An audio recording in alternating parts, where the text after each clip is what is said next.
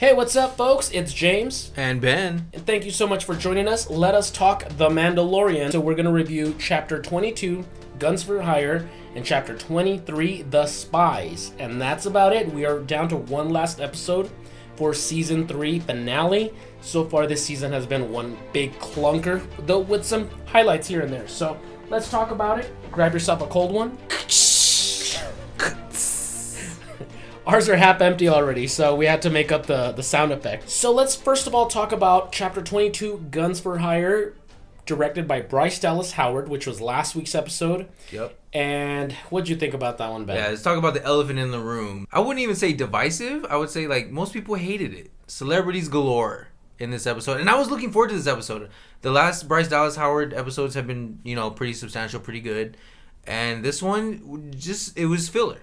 It was a big filler episode and an excuse, I feel like, to just throw in some celebrity friends and just have them have fun and be in Star Wars. I just feel like it didn't do anything to service a story. What would you rate it? I'm definitely rating this one as low as I possibly can. 4 out of 10. 4 out of 10. 4 out of 10 for me. Yeah, I gotta agree. I'm gonna go ahead and give it a 3 out of 10. It's easily probably one of the worst Mandalorian episodes to date of all of its history. Now, what I hate about the season is it's so touch and go. It's like a car that's breaking down on the highway. You get a good couple miles in, and then before you know it, it's just stalling, and it's crawling to a stop. And the episode prior, there's a lot of things going on with the Mandalorians, and that they're coming together. They're looking really interesting, and it leaves you with intrigue about Moff Gideon getting broken out. And then this episode is just complete standstill. Yep. And now you mentioned it that it's filler, but I would go as far as to willing to say that there's good filler and bad filler. Yeah. I don't mind a good filler that's at least you get some cool action, you get this, but we get this Teletubbies looking ass episode with Lizzo and Jack Black just hamming it up. I mean, are they even acting? The only thing I will say is I do like at the end of the episode where we finally get back to the Mandalorian stuff that we're trying to watch. Yeah. Is, Bo-Katan challenges Axe Wolves, who he's now running the Mandalorians, at least a little fleet, to duel so she could reclaim her leadership. And I did like that fight. So let us know if you guys liked it a little more. I know that there's a lot of viewers that watch this show, watch our reviews, and they disagree. They completely say that they like, certain episodes, or they like how it's going or how fun it is. To me, it was just to the point where it veered on silly. Let's get to the good stuff. Chapter 23, The Spies, directed by Rick Famuyiwa. Yeah. What did you think about that one? Fucking thank you, Disney, Rick, for this episode. We needed it, and it feels like Star Wars, and I love how they're able to just reinvigorate that spirit just with one episode, and they really did it with this one. I think it was so badass, so much cool stuff going on. Introduction of new stormtroopers, the collaboration of the Mandalorians, Giancarlo Esposito, bro, knocking it out of the park with his return of Moff Gideon. Such a pleasure to see him, and we're just so happy to have him back. And I gotta give it a solid 8.7 out of 10. 8.7 out of 10. I'm going decimals here. Yeah. I feel like I need to start going decimals. I'm going 8.7 out of 10. So, not quite a 9, but it's we're up. We're going up. It's a high 8. Yeah, it's a high 8. Trajectory is going up. Yeah, okay. Yeah, I gotta agree. This is what I'm talking about. Like, when The Mandalorian is firing on all cylinders, where it's got cool action, it has plenty of fun humor, but at the same time, it can take itself serious, and you are dealing with tension between tribes, and, that's what we're here for. And that, once again, I've been Debbie Downer this whole season, but it sputters so much. We get a good run of these, Mandalorian lore and them advancing, and then it just grinds to a halt for some stupid side quest no one's going to remember. But this one, it was just full-on action from the start. That Blade Runner-esque looking Coruscant. Not only that, but we do get finally discussion about Grand Admiral Thrawn coming back. So, dude, I loved the beginning of this episode and Yeah. the deliberation between the remnants of the Imperials. Yeah. How they're competing with each other still and vying for power and talking about Thrawn, and Gideon's like, well, where is he, bro? I ain't seen him. Where he at, though? He's a little tardy. Where he at, though? For me, I loved seeing the two tribes of Mandalorians coming together, and there's a little bit of tension there. There's a little bit of like, they're different from us kind of thing. But I loved it. Yeah, I thought it was great. And not only do we get the two tribes, Yeah. we get a third like hobos. remnant tribe. Yeah, the the hobo Mandalorian, the Mad Max Mandalorians. We got Skinny Pete Mando in here in this episode, and I loved seeing them. They look so cool and like scrappy and like even more scrappy than we already thought we saw scrappy Mandalorians. These guys are living off nothing, bro. Beans and cans and stuff. So I gotta say that in the last couple of episodes, I've really started to like Axe Woves. Kind of an asshole. He's the Paz Vizsla of Bo-Katan's tribe. Arrogant.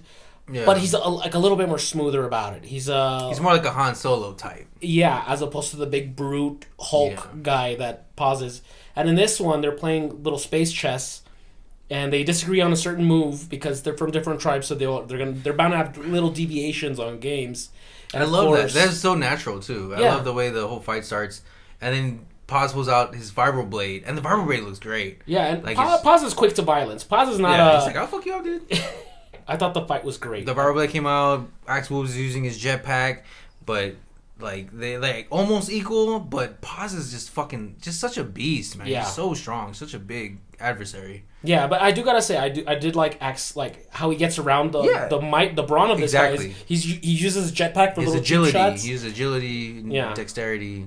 He's a smarter fighter. I think he's a smarter fighter. He just doesn't have the big muscles. Yeah, exactly. But anyway, so as they're doing this, and then Grogu stops the fight, and he's like, "No." Oh yeah, because there's a point where they're like, "Maybe we should step in and stop this." Because you're thinking as a viewer, like someone's gonna die. Like either Paz is gonna win and just kill him, or Wolves is.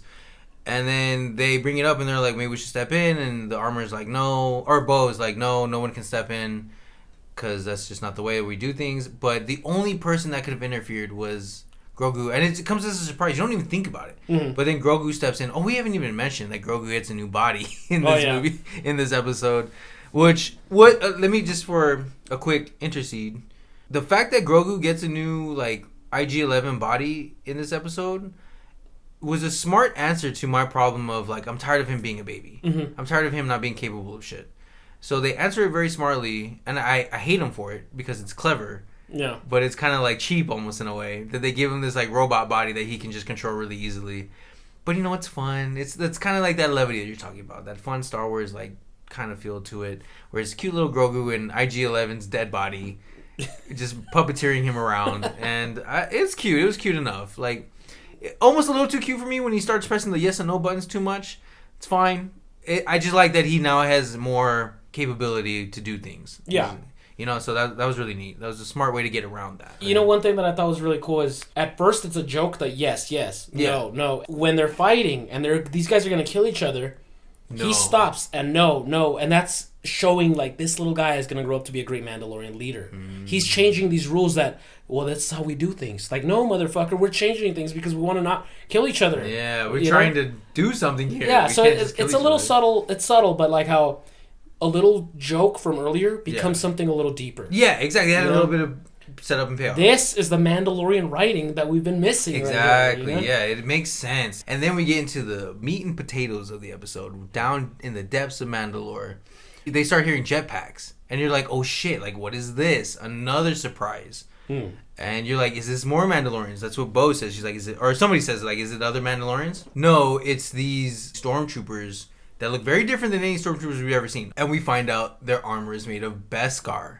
Yeah. And that was a big one for me. I was like, holy shit, like, what the fuck is this? Finally, stormtroopers that don't suck. I mean, these guys have jetpacks. Yeah. They're fighting. They're toe-to-toe with Mandalorians. Completely catches them off guard. And catches us off guard as an audience. And it was a great little battle, seeing them go toe-to-toe and seeing them be kind of outgunned just because of the numbers. Yeah, and they're like fighting beside a cliff. It was throwing people were falling over, screaming and yelling, and there's people dying left and right. Both Mandos and the Beskar stormtroopers. They end up retreating through this cave, and of course the Mandalorians are all battle hungry, so they're like, charge, go after them. And then they end up getting ambushed in a hangar. And then you see that the Empire, at least Moff Gideon's side of the Empire, has a little secret base on Mandalore. Yeah, they get all surprised and like, what is this? Like, what the hell? They see TIE interceptors, like, it's all docked in like hangars and stuff. It's like an Imperial base. They've made a home here on Mandalore. That's when we get the grand reveal, or at least he reveals himself to all our heroes, our big boy. big swinging dick Moff Gideon. Oh, Moff Gideon. Yeah, big dick energy. Moff Gideon comes in his armor, bro. I love his armor. It's very, like, Darth Vader reminiscent.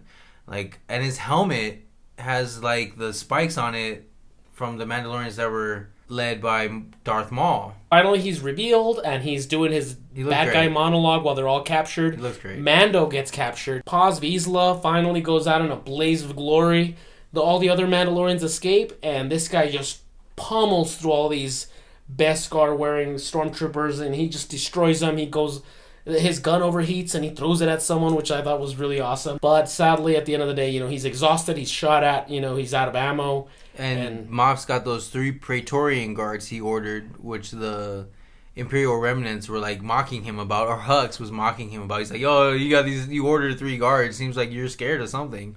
He's like, yeah, well, I'm going to use them to fucking take out Mandalorians. And here he goes. He did what he ordered them for. And they stab his ass to death multiple times. Brutal. And it's a great, like, drawn-out death scene. And it makes you feel it. They make you go through it. They make you feel this sacrifice, which is what we needed. We need to feel the cost of all this effort and all this, like, trying to win against evil. Like, there's going to be sacrifices. There's going to be a cost. And it's being paid. Yeah, some stakes are being raised. Yes. No one's been in danger this whole season, when you really think about it. We knew Paz's kid wasn't going to die. Hell, the bird held onto him alive for like 2 days, which is the dumbest thing I've ever seen in my life. We know that, Grogu's never truly in trouble. Nobody's ever... Maybe his son should have died, because now his son's going to grow up without a daddy. Maybe his son should have died. That would have given Paz a lot of... Like, I have no reason to live. Let me just fucking defend you. And then... maybe the son should have died. I think that maybe would have been a little bit more payoff for this sacrifice that he makes. Hey, I'm a Debbie Downer, so the more tragedy a show has, the better. So give us some tragedy, man. Give us some real, like, Shakespeare shit. All right. Yeah. So you know what? But it's good. I like your thinking there. I didn't even think about that. But yeah, had his son died in that episode, and it shows I have nothing left. Like, let me just do this. Yeah, I'll go out defending my people. But yeah, Mando gets captured too in front of like Grogu in his little suit. That's a little cute. I kind of wish Grogu made a little bit more of an effort to save his dad. He just kind of sits there and like, oh. Yeah, just instead of using the door. Yeah, instead of using his suit to like try to like punch through the door or something, like something really emotional. Get me going.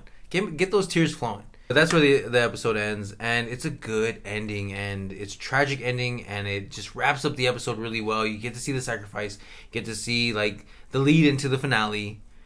And it's exciting. I'm excited for this next episode. I'm going to go ahead and give it an 8. I don't recall if I mentioned my grading earlier. I think it's one of the higher ones. It's easily one of the most action-packed, edge-of-your-seat kind of episodes. I do have a couple of nitpicks. Actually, no, just one. Go ahead. And it's non-existent. I want to know. All right.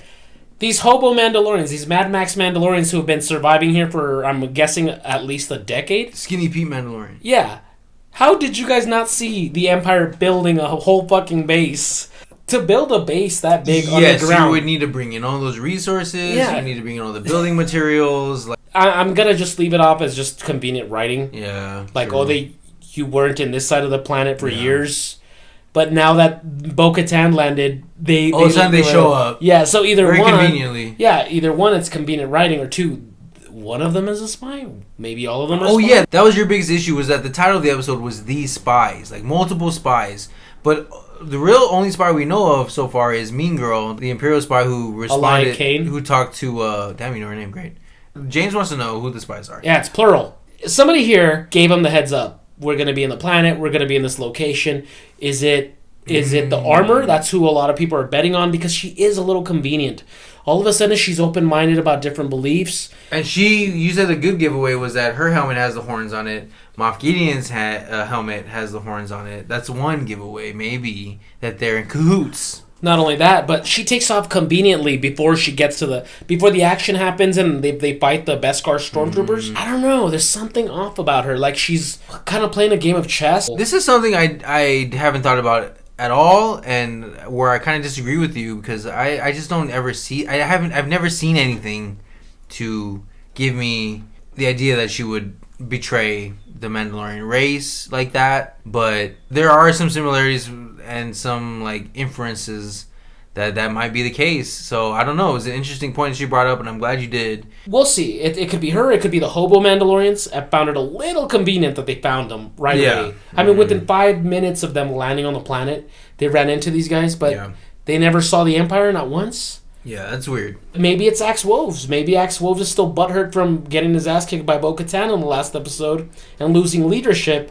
But anyway, guys, I think that's going to about wrap it up for this review. Thank you all so much for joining us. I hope you enjoyed our views and our opinions on this episode. Can't wait for next week, so chime on down below. Tell us what you thought. Who is the spy in this episode if you don't think it's the armor? Yeah, guys, let us know. We want to hear it. We want to talk about it. Please, thank you. We have been Twin Engines of Destruction, and we'll see you on the next episode, Chapter 24, season finale for Season 3. We're very excited, and we hope you guys are here to hear our thoughts. Cheers, everyone. Cheers. Third tall boy. There we go. We got the sound clip. Yeah. Cheers. Good night, every guy. Bye.